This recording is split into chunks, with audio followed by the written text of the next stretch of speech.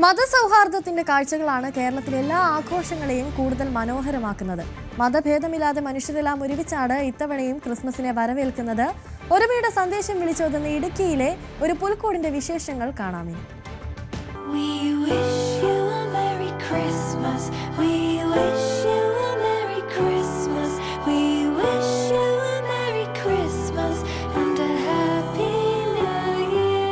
പുൽക്കൂട്ടിലെ കൺ തുറക്കുന്നുണ്ണീശു, ഇരുവശവും നിന്ന് പുഞ്ചിരി തൂകുന്ന മറിയവും ഔസേപ്പും, ആകാശങ്ങളിൽ മാലാഖമാർ, അവർക്ക് മുകളിൽ വാൽ നക്ഷത്രം.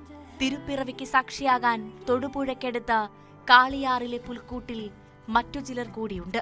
18ാം പടിക്ക് മുകളിലെ അയ്യപ്പസ്വാമി, ധ്യാനപൂർണനായ ശ്രീനാരായണ ഗുരു, ചേർന്ന് തന്നെ കാളിയാർ ജുമാ മസ്ജിദും, കൂടെ തന്നെ ഫറവോ രാജാവിന്റെ കൊട്ടാരവും കാളിയാർ ഫൊറാന ചർച്ചും.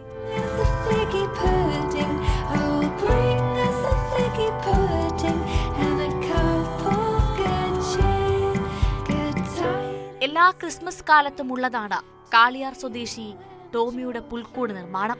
ഇത്തവണ ടോമി കുറച്ച് വിശാലമായി ചിന്തിച്ചു. നാടും കുടുംബവും ഒപ്പം നിന്നു. ഒരു നാടിന്റെ മതസൗഹാർദ്ദത്തിന്റെ പ്രതീകമായി തീരുകയാണ് ഈ പുൽക്കൂട്.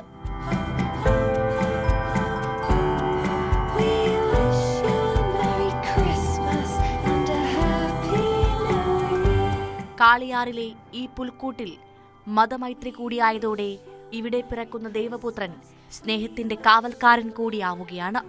ന്യൂസ് 18 ഇടുക്കി.